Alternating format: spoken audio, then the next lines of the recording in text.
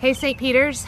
Welcome to the prayer walk that is across the way from my house. I wanted to come to you from a place in nature.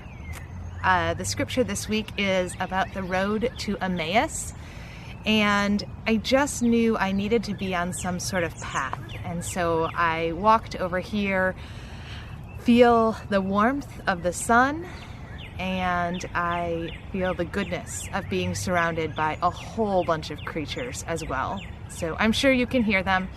I come to you from this place that offers me joy, that offers me grounding, and that hopefully brings you a little bit of perspective this week as well. I've got 3 chapters to today's message, and the first chapter is this: the question of when we will reopen the building and when we will have church again in person seems to be creeping in more and more each day. And the media tells us that reopenings are happening. There are churches that are trying to find ways to gather and all sorts of variations on a theme.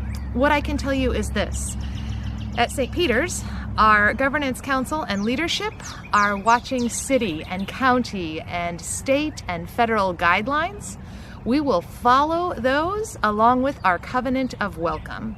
So at this point, we do not have plans to reopen the building. It is not safe for us to do so yet.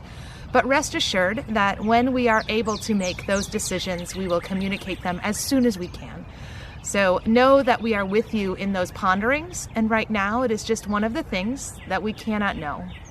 There seem to be a lot of those right now. But we're thinking about it, and we're figuring out what might be best for us. So thanks for praying us through that.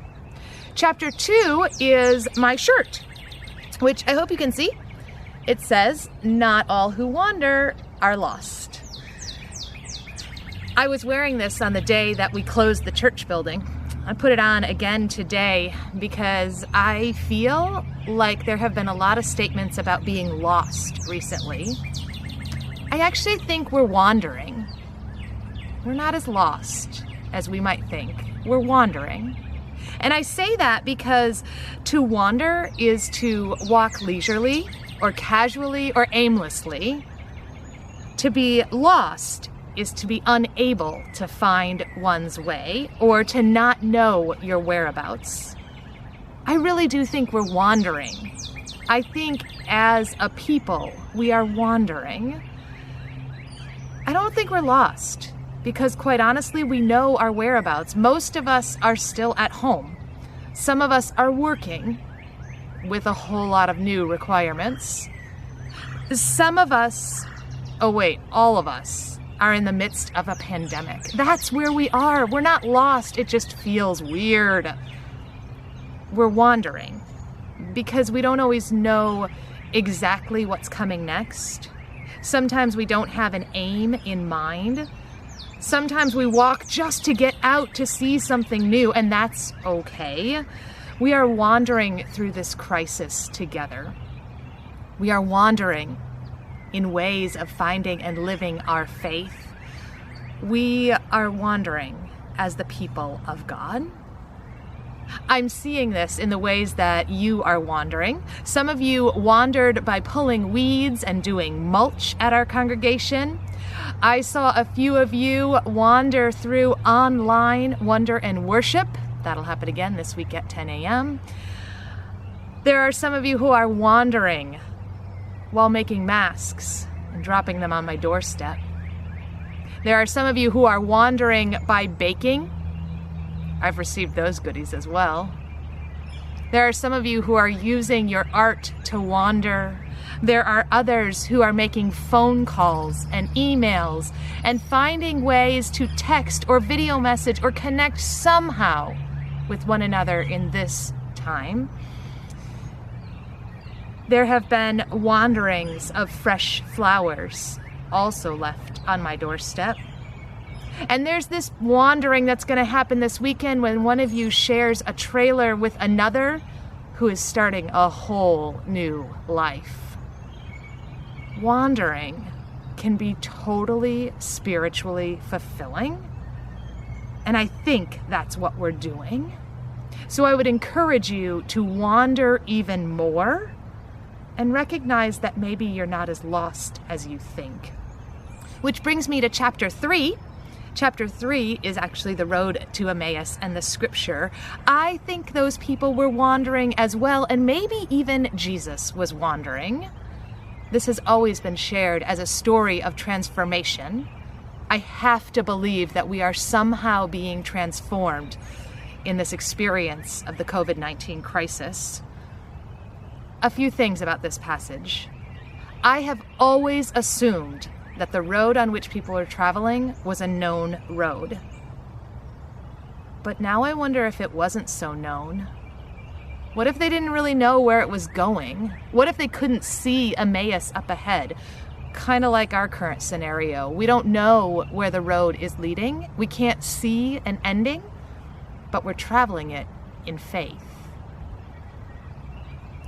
I also have often wondered if I would recognize Jesus while on the path. Travelers didn't. Eventually, things changed. Who have I not recognized in this journey? When has God been right beside me, and have I not experienced the sacred? The third thing that I have wrestled with in this passage is that my favorite verse of it used to be, "Stay with us." When the travelers say to Jesus, "Just stay with us." I used to love that. But then, during our spiritual practice on Wednesday night, we did some things that caused me to see a new favorite verse. And it is this. Verse 17, "They stopped and they looked sad."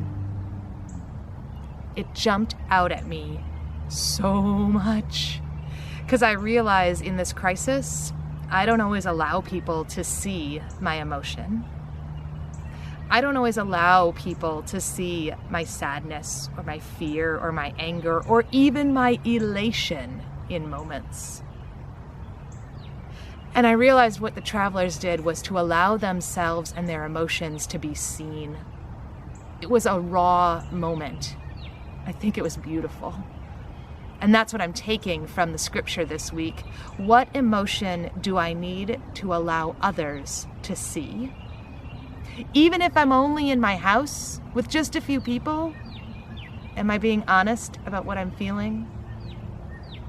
Or if you happen to be alone, are you honest with yourself?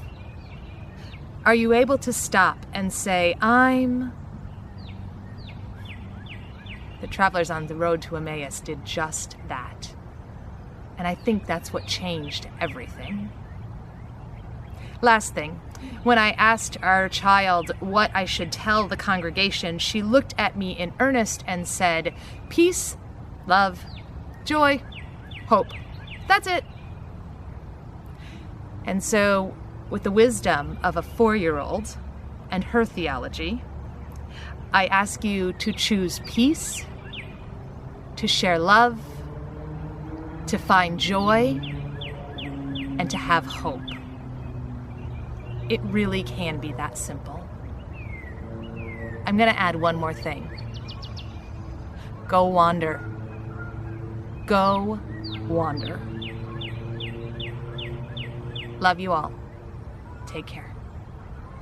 Amen.